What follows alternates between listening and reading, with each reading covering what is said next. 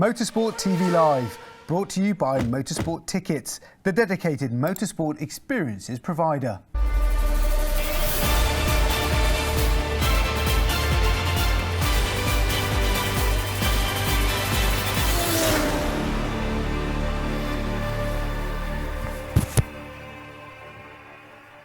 Hello and welcome to Motorsport TV Live. I'm Diana Binks with all the latest motorsport news.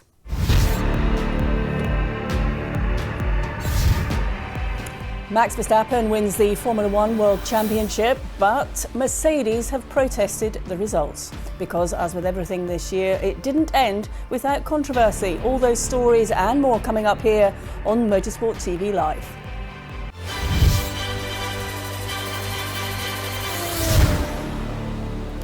Red Bull's Max Verstappen won the Abu Dhabi Grand Prix at Yas Marina on Sunday to claim the 2021 Formula 1 World Championship, passing rival Lewis Hamilton of Mercedes on the final lap of the season.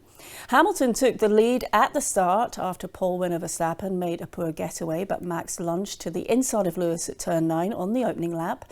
Hamilton took the runoff in avoidance and retained his lead despite missing the second element of the chicane. Hamilton took control of the race, although Verstappen's teammate Sergio Perez played his wingman role to perfection by holding up Lewis for 2 laps and negating the majority of his advantage over Max. A late safety car for a crashing back marker allowed Verstappen to pit for soft tyres, and race control made a call to allow the lapped cars between the title contenders past the safety car and to restart the race for a final lap. On his fresher and softer tyres, Verstappen passed Hamilton to claim the most dramatic of victories and the world title. And here are the provisional race results after that race in Abu Dhabi. And of course, Max Verstappen took the win there with Lewis Hamilton just behind in second. Carlos Sainz for Ferrari in third. Yuki Tsunoda for AlphaTauri in fourth, with Pierre Gasly, his teammate, in fifth. Valtteri Bottas could do no more than sixth for Mercedes, with Lando Norris for McLaren in seventh. Fernando Alonso for Alpine, with Esteban Ocon behind him in ninth. And Charles Leclerc for Ferrari in 10th. Sebastian Vettel finished 11th for Aston Martin, and Daniel Ricciardo for McLaren in 12th. Lance Stroll for Aston Martin finished in 13th. Mick Schumacher for Haas finished down in 14th. And a few DNFs after that race: Sergio Perez, Nicholas Latifi, Antonio Giovinazzi, George Russell and Kimi Raikkonen didn't finish the race, and Nikita Mazepin didn't start the race after testing positive for COVID, so he was unable to take part. And now this is what it means for the driver standings. And Max Verstappen for the Formula 1 Drivers' Championship standings. Max Verstappen for Red Bull leads that, with Lewis Hamilton for Mercedes in second, with Valtteri Bottas in third, Sergio Perez for Red Bull in fourth, Carlos Sainz for Ferrari fifth, Lando Norris for McLaren in sixth, Charles Leclerc for Ferrari seventh, Daniel Ricciardo in eighth, Pierre Gasly and Fernando Alonso round up the top 10. And moving on to the bottom of the table there in the Formula 1 Drivers' Championship standings. Esteban Ocon in 11th. Sebastian Vettel in 12th, with Lance Stroll 13th. Yuki Tsunoda for AlphaTauri in 14th. George Russell for Williams down in 15th. Kimi Raikkonen showing in 16th, and that's his last race of the year and last race in Formula 1. Nicholas Latifi for Williams in 17th. Antonio Giovinazzi in 18th on 3 points. And Mick Schumacher, Robert Kubica and Nikita Mazepin for Haas and Alfa Romeo respectively, scoring no points but obviously taking part in the championship this year. Now, Mercedes has lodged a protest with the FIA over Sunday's controversial Formula 1 title decider in Abu Dhabi over the late safety car restart with only 5 laps remaining. The safety car was called after a crash for Nicholas Latifi, and Massey initially said that lap drivers were not allowed to overtake the safety car, leaving 5 cars between Hamilton and Verstappen. But Massey then instructed these cars to overtake the safety car, leaving Verstappen and Hamilton nose to tail on track for 1 lap of racing to decide the championship. The nature of the restart has prompted Mercedes to lodge 2 protests with the FIA over the restart and the result. One protest surrounds Article 48.8 of the sporting regulations, which says no driver may overtake another car on track, including the safety car, until he passes the line for the first time after the safety car has returned to the pits. The second protest is based on Article 48.12, which says that any cars that have been lapped by the leader will be required to pass the cars on the lead lap and the safety car. Well, to discuss this and the race, we are joined by Autosport's technical editor, Jake Boxall-Legge. Jake, thank you for joining us. Mercedes have just lodged these two protests. Can you give us a bit more detail on what they are? Certainly can. As you've mentioned, Article 48.8 concerns overtaking under the safety car, and perhaps we saw that during the race in that lead up when Hamilton was backing the pack up. We saw Verstappen potentially just inch ahead, like a tiniest little bit, but if that is overtaking under the safety car and the timing beams can prove that categorically Verstappen did pass it, then that would be a breach of those regulations. And then we have Article 48.12, as you mentioned again, the lapped cars regulation states that all cars lapped by the leader must be required to pass the cars and the safety car the safety car and the cars on the lead lap. And once the last lapped car has passed the leader, the safety car then returns to the pits at the end of the following lap. That would have been the end of lap 58 had that been the case. So there's a lot of controversy here regarding these regulations. We don't have a lot of precedent for this either. So we're very much into uncharted waters here. So it will be, well, Mercedes is obviously hoping that the result be overturned. Red Bull will obviously be hoping it doesn't. So I'm sure we can't wait to see what happens. Well, strategic decisions are taken not just by Mercedes, but the other teams as well that are all fighting for world championships. Does the race director have the decision to sort of change these rules mid-race? Well, that's, again, a situation that is unprecedented because, these rules have to be followed for the race, and you can't really put the race director in a position where they're able to overturn those rules for, a certain situation like this. You would expect in this situation that all rules have to be followed. And there is a case that can be made that they weren't correctly followed.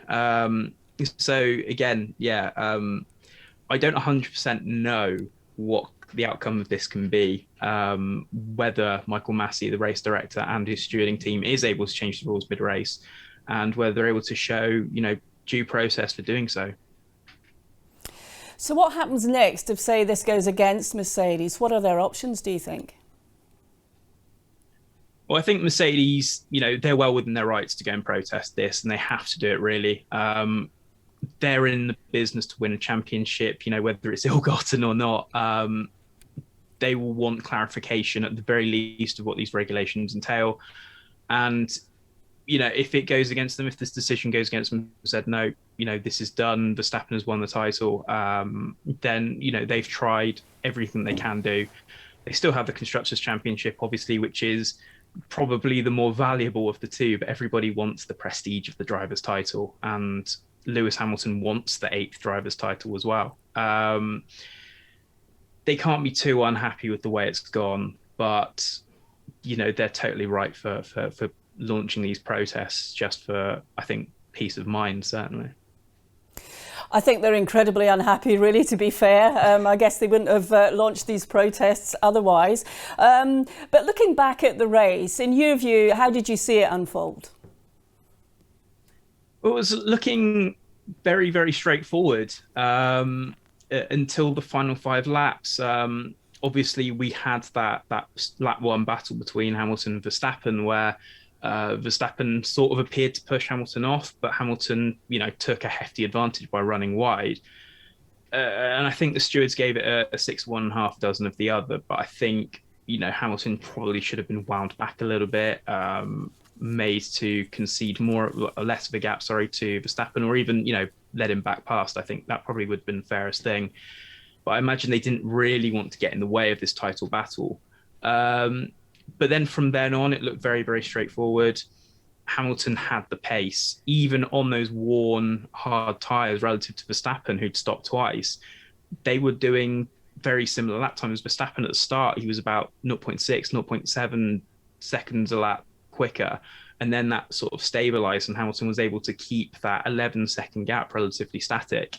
So it was looking like it would be his title. And then, obviously, Nicholas Latifi crashed, and it all completely changed. The complexion of the race changed, and suddenly we've gone from what was a very, very straightforward encounter into something that's going to be talked about for many weeks and many years after today. Sort of in hindsight, do you think that perhaps Mercedes should have just copied every trip to the pit lane that Red Bull made? It's difficult because there was the opportunity to do so. The VSC, for example, that was when Verstappen took the second set of hard tyres. There was enough time to go in and do a stop because Giovinazzi's car remained, on track for quite a while, and it took a while to clean up for some reason. But did Mercedes want to respond to it? And they didn't need to at that point, I don't think, either. Hamilton showed that he had the pace to keep it going. He had the track position. He had the gap. And once Verstappen had got the best out of those hard tyres, he was starting to start to build the gap up again. But then under the safety car, I think Red Bull had the tactical advantage in that they weren't leading. They had nothing to lose at this point. Hamilton had it all to lose. Could Mercedes have stopped the lap after? Yes, but they would have conceded track position to Verstappen. Verstappen would have been in the lead, and then it would have been a straight fight on the final lap. Was the delta between the cars enough to completely ensure that Hamilton would have passed Verstappen? These are the variables. These are the questions that the engineers were asking on the pit wall. I think Red Bull, because they had nothing to lose, they had so many more options available to them, and that was just a luxury that Mercedes didn't have. They had the track position, they had the lead, but that was ultimately their downfall in this. And finally, Jake, regardless of what this decision is by the stewards, do you think this will mar the season, or is this just how the sport is? I think for the next couple of years, it will be a highly contentious talking point. I think give it some time and it will just be another highlights reel that will get played for a number of seasons, kind of like 1994, like 1997, like 1990.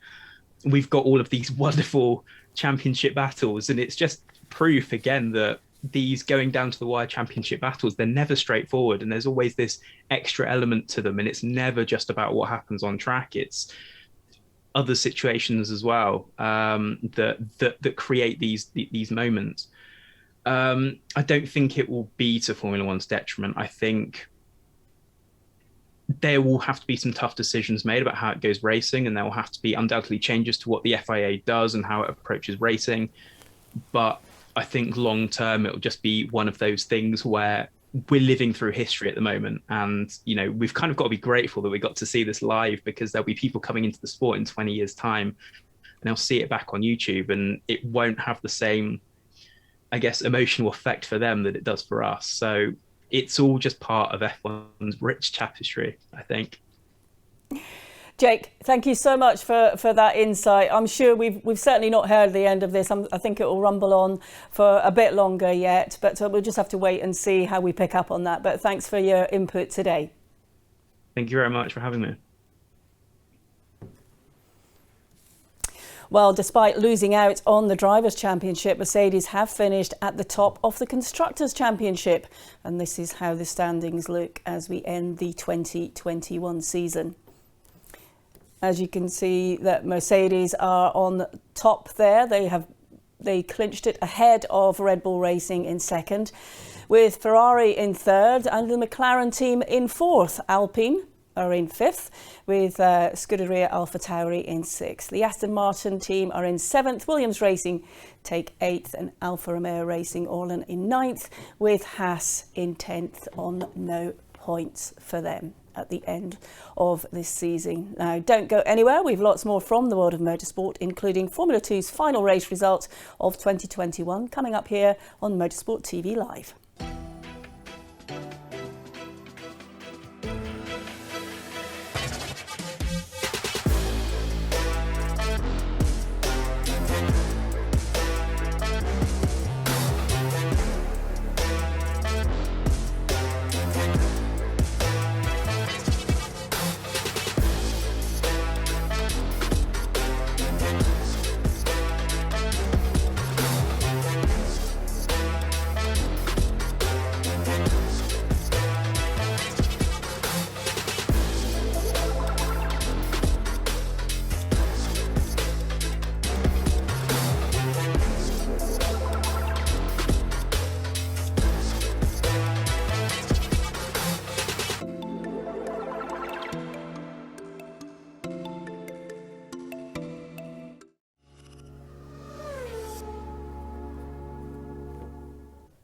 2021 Formula 2 champion Oscar Piastri has won the final Formula 2 feature race with Prema Racing in Abu Dhabi to end his season in style.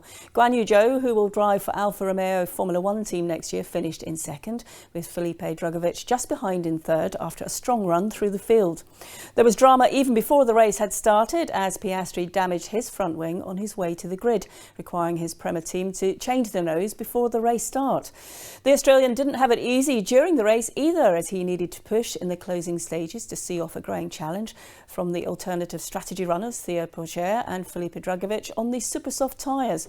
Guan Yu Zhou managed to hold off an early challenge from Robert Schwartzman to finish second, while Drugovich and Pourchaire made their tyre strategy call work to finish, and they finished in third and fourth respectively. Meanwhile, Enzo Fittipaldi has returned home after his horrifying FIA Formula 2 start line crash in Jeddah last weekend that left him with a fractured heel, facial injuries and bruising. The unsighted Fittipaldi hit Sauber Junior driver Theo Pourchaire, who had stalled his ART car near the front of the grid in Saudi Arabia, in a 72G impact. Both drivers were extricated by medical crews and transferred by hospital and ambulance to the King Fahd Armed Forces, where Pourchaire was given the all clear and he returned to racing in Abu Dhabi this weekend. On Saturday, Fittipaldi took to social media to inform his followers that he'd arrived back home in North Carolina in America, where he will continue his recovery and subsequent rehabilitation from his injuries. The 20-year-old had previously posted a video showing him flexing his left ankle in his hospital bed, while his right foot remains in a protective boot to aid healing. Sebastian Ogier has jumped behind the wheel of Toyota's 2022 World Rally Championship Challenger for the first time in a two-day test in France. The newly crowned WRC champion is acclimatising to the new mandatory hybrid systems adopted by the cars following the introduction of new Rally 1 regulations next year. At this stage, Ogier is only set to contest the 2022 Monte Carlo Rally season opener in January as part of a partial campaign next year, driving Toyota's third entry, which he will share with Espaka Lappi. The 37-year-old has been coy on his 2022 plans, admitting following victory in last month's title decider at Rally Monza that he would prefer to have a break from motorsport. And that's all for now. I'm Diana Binks. Join us again here on Motorsport TV Live for all the latest news from the world of motorsport. Bye for now.